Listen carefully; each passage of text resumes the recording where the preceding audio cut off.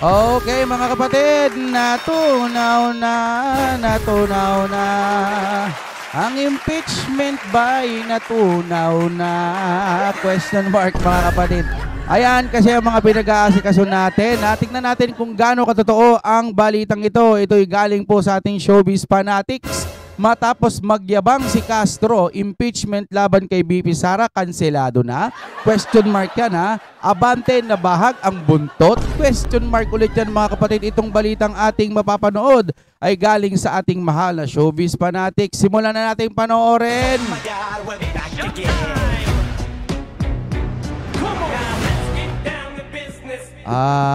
Yes. Siyempre, ang reaction video na ito at opinion ay atid sa inyo ng Fiverr ni Juan. Nandiyan po sa description.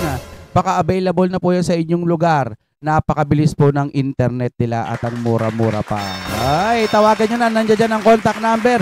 Sige na, simulan na po natin. Anong meron dito? Mga kasapi ng Kongreso, di umano'y natakot sa Iglesia ni Cristo at sa kayang gawin ng maraming Pilipino.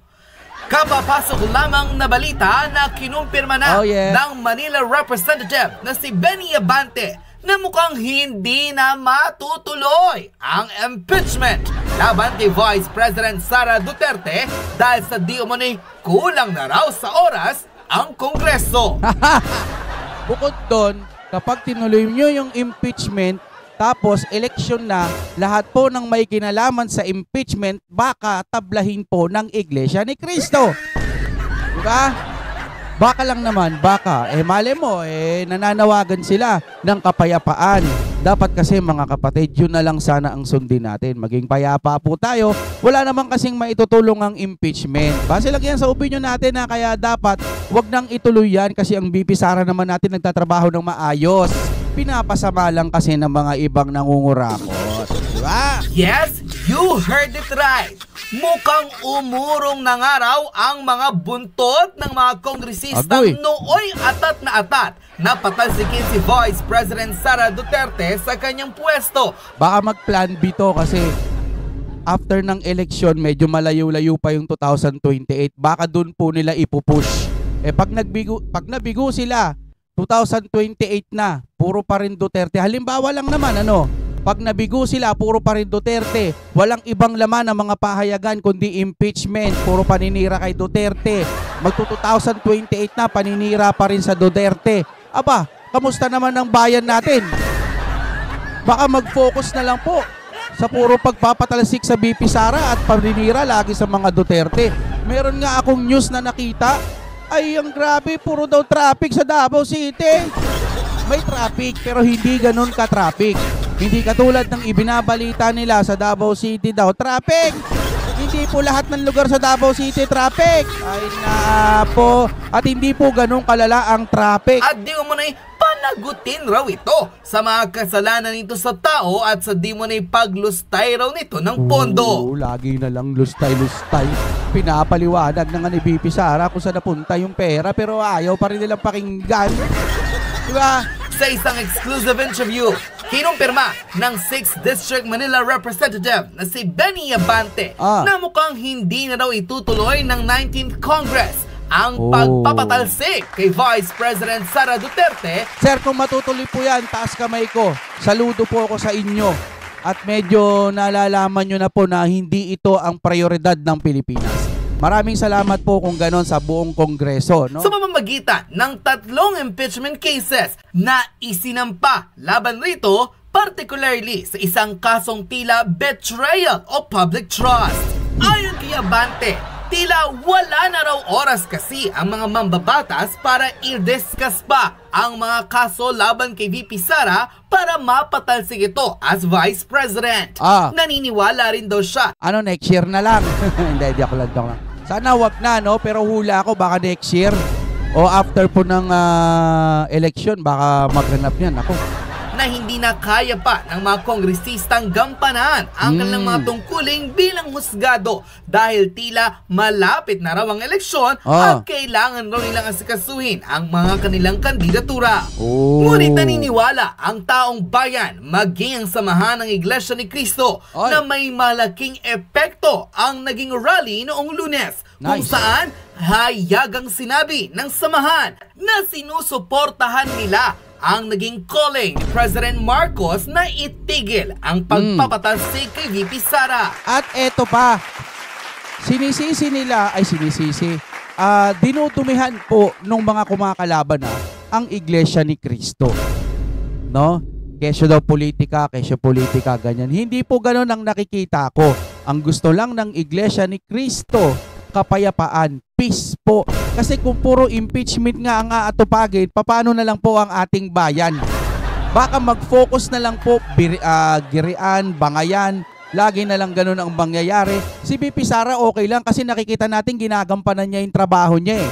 Nakikita ho natin niya at may page po siya kung saan siya pumupunta at nagbibigay din. Yun nga lang, hindi ipinapakita ng mga bias media yung mga project po ni VP Sara. No? Ang pinapakita lagi, sira si VP Sara. Sinisiraan si VP Sara.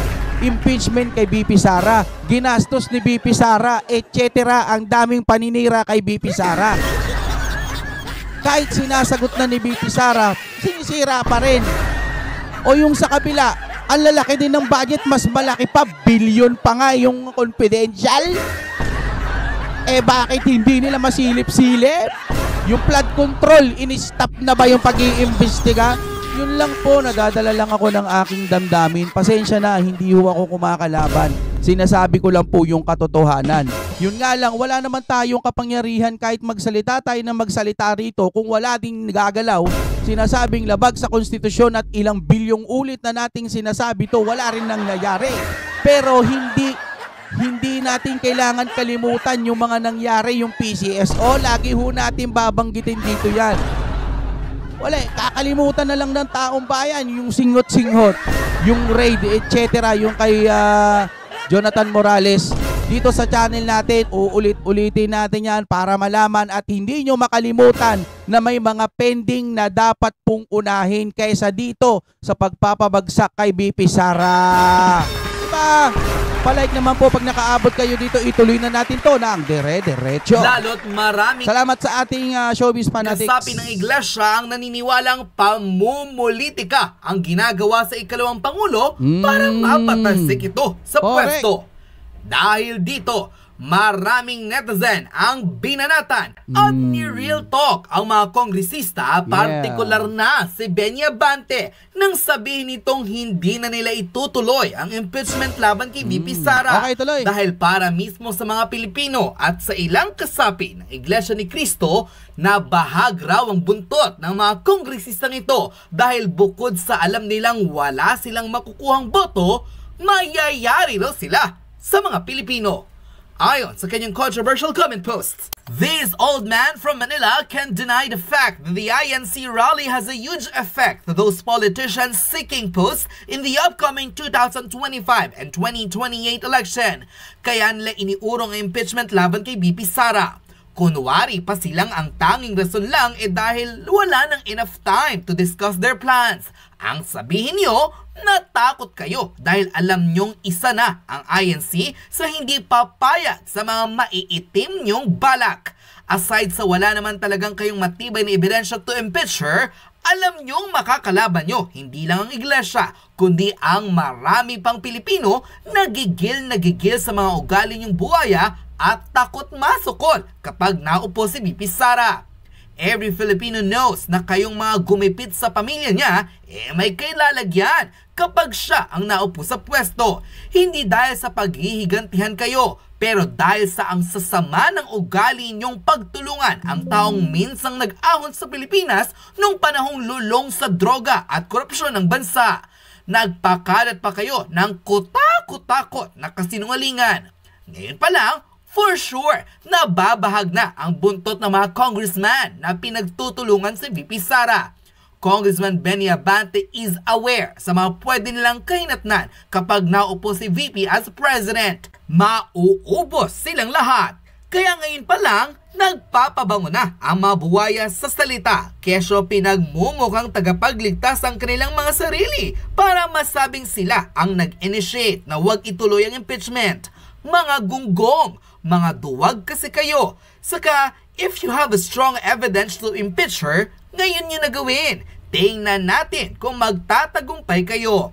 No wonder, inihinto na nila ang impeachment dahil alam nilang simulat sa pool, sila ang mananagot, hindi sa Iglesia ni Cristo, kundi sa mga Pilipino. Unquote.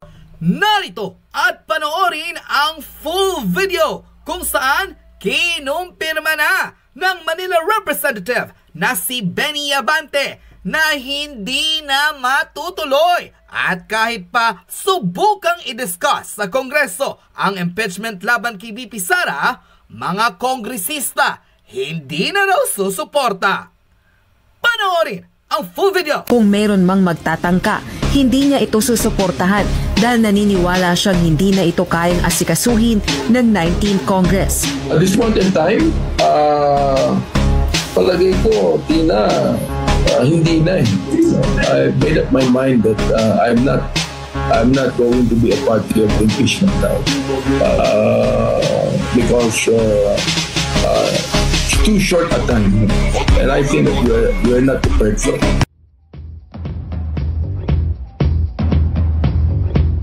Finally, nag-resume ng Congress. Ang tanong na marami, isang buwan na mahigit yung impeachment complaints dun sa SecGen. Kayo ba tingin ito ba itutuloy ng Kongreso po o isi-shelve ba? Kasi may usap-usapan na baka daw pagkatapos ng eleksyon saka gumalaw ang impeachment complaints. Malaking question 'yan. Sa akin, ako personally, I don't think that we should even tackle the impeachment complaints now, no? The fact that the election is quite near, campaign period po ngayon, no? So siguro anyway, ang impeachment naman pwede namang i-file yan every year, no? So maaaring makuha namin ng 1/3 ng boto ng impeachment sa House, pero we do not know kung yan magpa-prosper sa Senado yan, no? So sa akin, it would be better if we defer the impeachment complaint and then just again file it in the new Congress. Yes, sir. Pero sir, yan ba'y napag-usapan ninyo among the House leaders at meron bang desisyon tungkol dyan sa timing? Hindi pa. Kaya nga tinatanong ko kanina yung ibang mga House leaders natin and sila din we're not quandary kung ano talagang gagawin ng leadership about that. Pero ano po yung sense nyo? If you talk to the House leaders, ano po yung sense niyo? Pareho pa, do they agree with you na yung susunod na Kongreso na lang ang magtakal ng impeachment ng Vice President? I think so. Nakikita ko naman na yung ba sinasabi ko sa kanila, they're more amenable to that than actually discussing the impeachment complaints now. Pero kung sakaling hindi mag-prosper yung impeachment, maghihintay pa ng 1 year, di ba? Bago magkaroon ng uli ng mga file, no? May 1 year ban. No? Yes. Oh, yes. In fact, 2026 pa yun.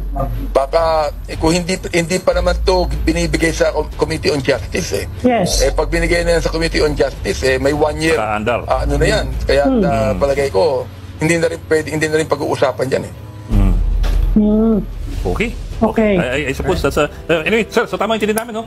From your perspective, mukhang even the House leadership is parang hindi The House leadership ayaw. Mukhang hindi ganadong ipuso ngayon. Or pinag-uusapan pa. They're quite cold about the impeachment complaints. Yes.